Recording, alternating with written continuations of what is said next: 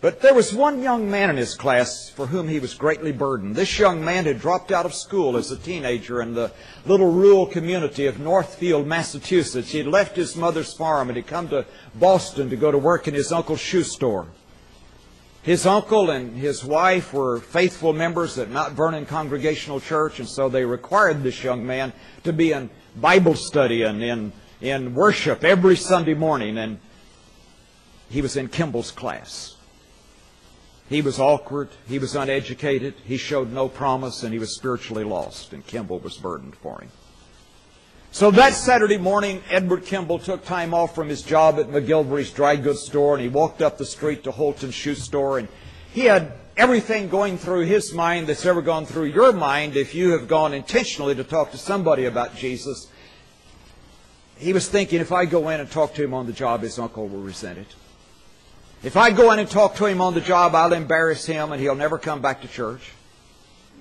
If I'll just wait and not talk to him, he'll hear me teach tomorrow. He'll hear our pastor preach. He might get saved. I wouldn't have to talk to him anyway. But he knew he had been sent by God, so he went in and found the young man in a back room with an open heart, and he pressed on that heart the claims of Christ. And that young man got down on his knees with his Sunday school teacher and asked Jesus to come into his heart. For the next few weeks, he was discipled, yes, by the preaching ministry of his pastor, but more than that, by the one-on-one Bible teaching ministry of the man who had led him to Jesus.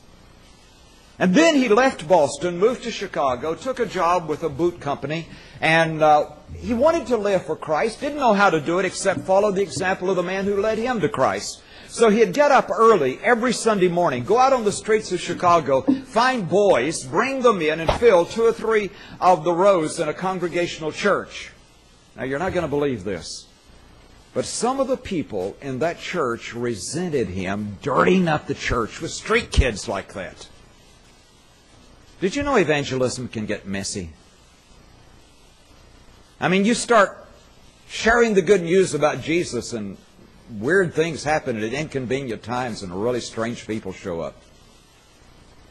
Well, it was summertime, so he took those boys down onto the shore of Lake Michigan every Sunday morning and taught them there.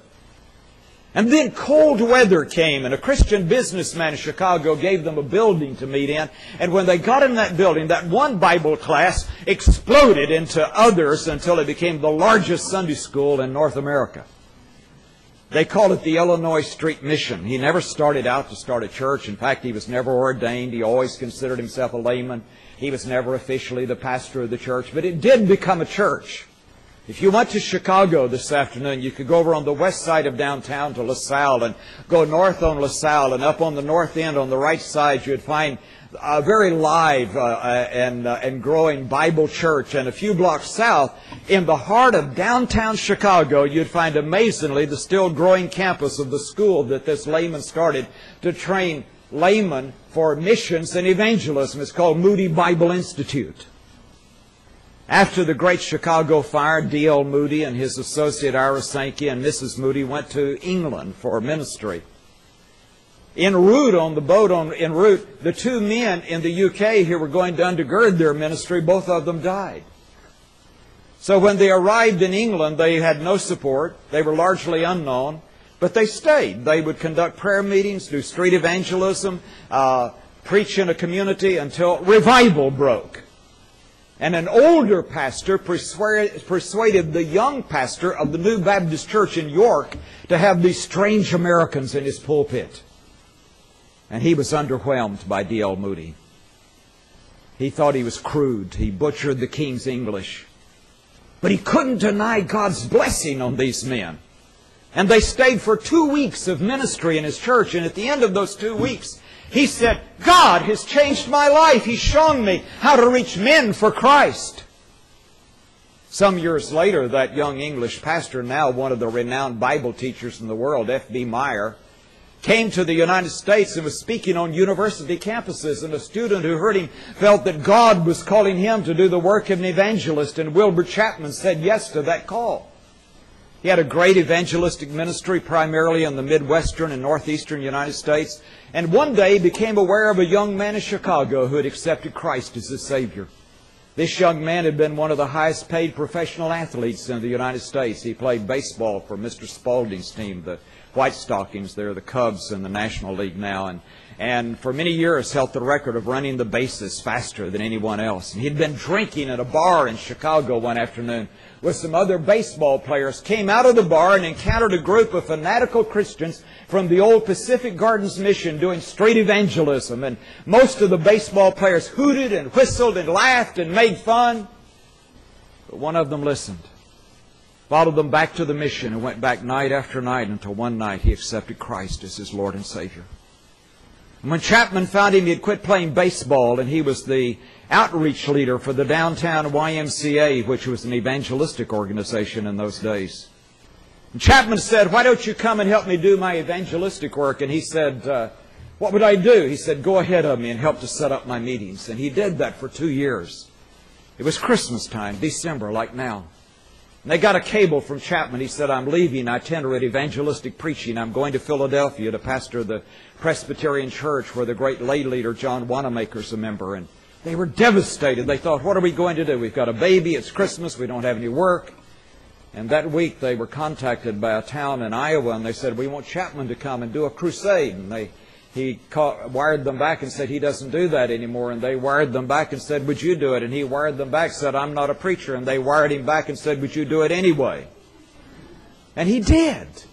And he never stopped preaching after that. When Billy Sunday went from the north to the south through the state of Illinois preaching, they said they closed saloons and bars behind him like a plague had hit the state. Billy Sunday went to Charlotte, North Carolina for a crusade. And in the aftermath of the Billy Sunday crusade in Charlotte, a group of men, merchants, agricultural men, professional men, got together and formed what they called the Charlotte Christian Men's Club. And one day they asked a dairy farmer near Charlotte if they could meet under a grove of trees in a pasture on his farm on a Saturday and pray all day, and if their wives could pray with his wife at the house.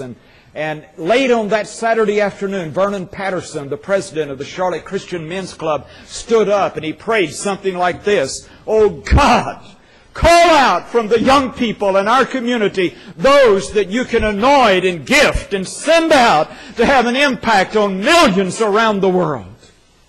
And they felt they ought to have another crusade, and they invited an evangelist named Mordecai Ham to preach. They built a 5,000-seat wooden tabernacle in downtown Charlotte. They started on the middle Sunday of August, and every night until the last Sunday before Thanksgiving in November, they had evangelistic services.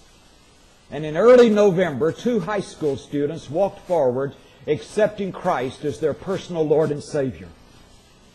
One of them was named Grady Wilson. He went home to be with the Lord a few years ago. The other was the son of the dairy farmer where they had that prayer meeting that Saturday afternoon.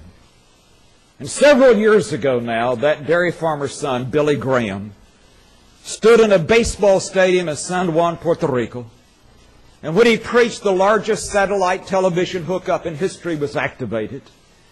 And in literally hundreds of venues around the world every night, over 8 million people heard the gospel. And when the appeal was made to come to Christ, over 500,000 people responded to the invitation. Do you see what that Bible teacher who took time off from his job that Saturday morning to lead a teenage dropout to Christ? Do you see what he did? He threw a rock into the pond and started ripples in motion. And they have not yet touched the distant shore. Students, that is what evangelism is all about. That's how to make a world of difference. I pray God will use every one of you to make it so. God bless you.